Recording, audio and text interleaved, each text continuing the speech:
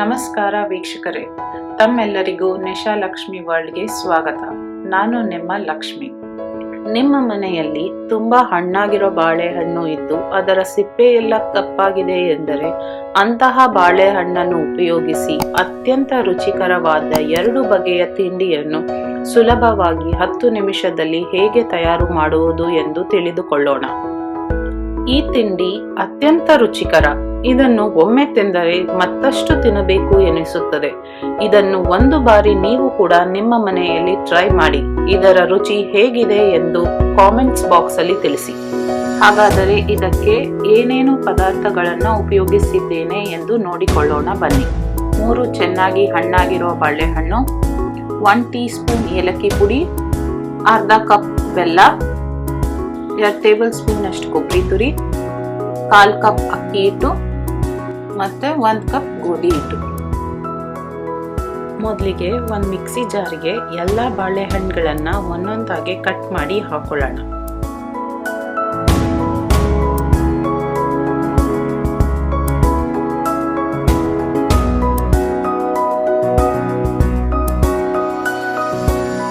Cut ಮಾಡಾದ್ಮೇಲೆ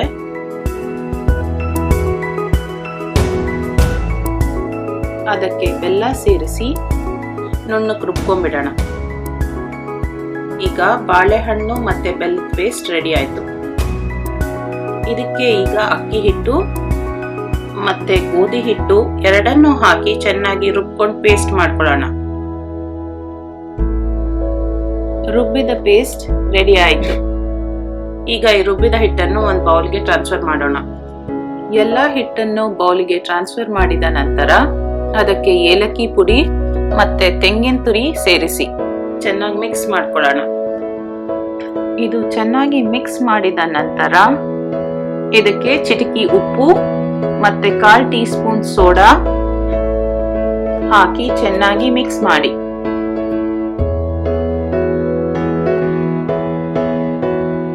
mix ಮಾಡಿದ ನಂತರ ಈ ಹಿಟ್ಟನ್ನು ಅರ್ಧ ಗಂಟೆ ಚೆನ್ನಾಗಿ ನೆನೆಯಲು ಬಿಡಿ.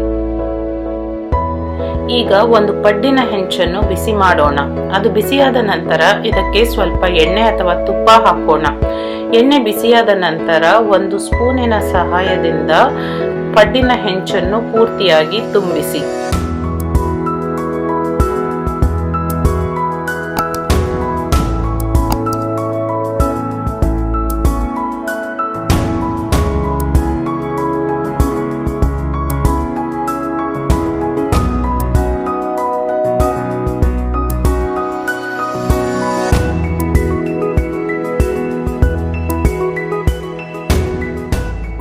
ಒಂದು ಬದಿ ಚೆನ್ನಾಗಿ ಬೇಯಲು ಬಿಡಿ.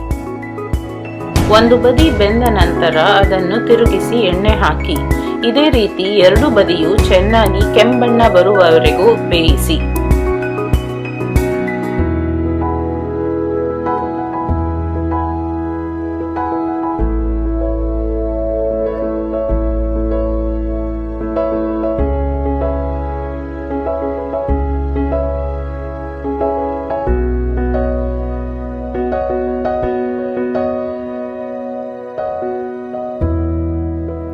ಪಡ್ಡು ಚೆನ್ನಾಗಿ ಬೆಂದ ಮೇಲೆ ಅದನ್ನು ಒಂದು ಪ್ಲೇಟ್ಗೆ ಟ್ರಾನ್ಸ್ಫರ್ ಮಾಡಿ.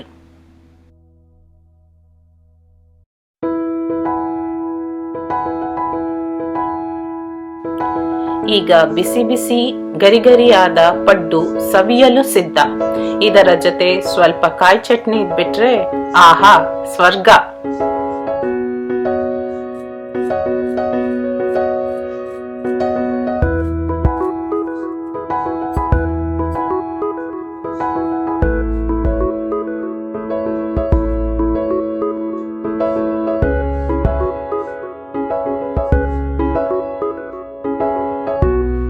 ಹೊರಗಡೆಯಿಂದ ಎಷ್ಟು ಗರಿಗರಿಯಾಗಿದೆಯೋ ಒಳಗಡೆಯಿಂದ ಅಷ್ಟೇ ಮೃದುವಾಗಿದೆ.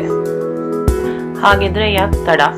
ನೀವು ಕೂಡ ನಿಮ್ಮ ಮನೆಯಲ್ಲಿ ಇದನ್ನ ಒಂದ್ಸಲ ಮಾಡಿ ಇದರ ರುಚಿ ಹೇಗಿದೆ ಎಂದು ಕಮೆಂಟ್ ಬಾಕ್ಸ್ ಅಲ್ಲಿ ತಿಳಿಸಿ. ಬನ್ನಿ ನಮ್ಮ ಮುಂದಿನ ತಿಂಡಿ ಮಾಡುವ ವಿಧಾನ ನೋಡೋಣ. ಮೊದಲಿಗೆ ಒಂದು ಬಾಣಲಿಯಲ್ಲಿ ಎಣ್ಣೆಯನ್ನು ಕಾಯಲು ಇಡಿ. ಎಣ್ಣೆ ಕಾಯೋಷ್ಟರಲ್ಲಿ ನಾನು ನಿಮ್ಮ ಜೊತೆ ಒಂದು ಹೊಸ ಐಟಮ್ ಶೇರ್ ಮಾಡಬೇಕು ಅಂತ ಇದ್ದೀನಿ. ಬನ್ನಿ ನೋಡೋಣ ಅದೇನಂತ. ಇದನ್ನ ಸ್ಪ್ಲಾಟರ್ ಪ್ಲೇಟ್ ಅಂತ ಕರೀತಾರೆ. ಇದನ್ನ ನಾನು ಒಗ್ಗರಣೆ ಹಾಕುವಾಗ ಪಾತ್ರೆ ಮೇಲೆ ಮುಚ್ಚೋದಕ್ಕೆ ಬಳಸ್ತೀನಿ. ಮತ್ತೆ ಏನಾದ್ರೂ ಕರಿಯೋ ತಿಂಡಿಗಳನ್ನ ಹಾಕೋದಕ್ಕೆ ಉಪಯೋಗಿಸ್ತೀನಿ. ಇದರಿಂದ ಕರಿಯೋ ತಿಂಡಿ ಗರಿ ಗರಿಯಾಗಿ ಇರುತ್ತೆ. ಈಗ ಎಣ್ಣೆ ಕಾದಿದೆ. ನಾನು ಒಂದು ಐಸ್ ಕ್ರೀಮ್ ಸ್ಕೂಪ್ನ ಸಹಾಯದಿಂದ ಬೋಂಡಾ ಹಿಟ್ಟನ್ನು ಎಣ್ಣೆಗೆ ಬಿಡುತ್ತೇನೆ. ಸ್ಕೂಪ್ ಉಪಯೋಗಿಸೋದ್ರಿಂದ ಈಸಿಯಾಗೂ ಇರುತ್ತೆ ಮತ್ತೆ ಒಂದೇ ಶೇಪಲ್ಲೂ ಬರುತ್ತೆ.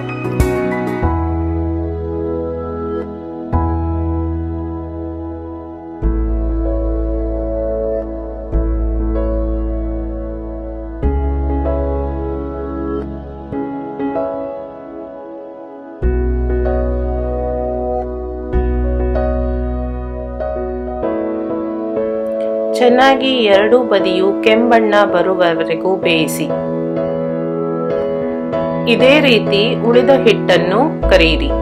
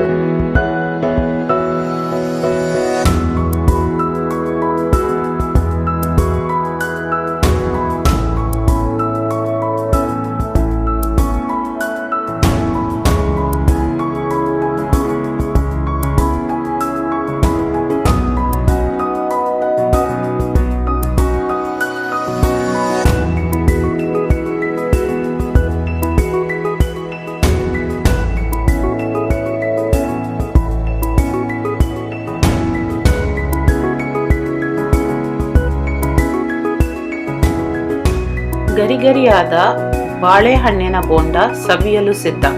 ಈ ರುಚಿಯನ್ನು ನೀವು ಕೂಡ ನಿಮ್ಮ ಮನೆಯಲ್ಲಿ ಮಾಡಿ ಸವಿಯಿರಿ. ಈ ವಿಡಿಯೋ ನಿಮಗೆ ಇಷ್ಟ ಆಗಿದ್ದಲ್ಲಿ ದಯವಿಟ್ಟು ಒಂದು ಲೈಕ್ ಮಾಡಿ, ಆದಷ್ಟು ಶೇರ್ ಮಾಡಿ, ಕಮೆಂಟ್ ಮಾಡಿ ಮತ್ತು ತಪ್ಪದೆ ಸಬ್ಸ್ಕ್ರೈಬ್ ಮಾಡಿ.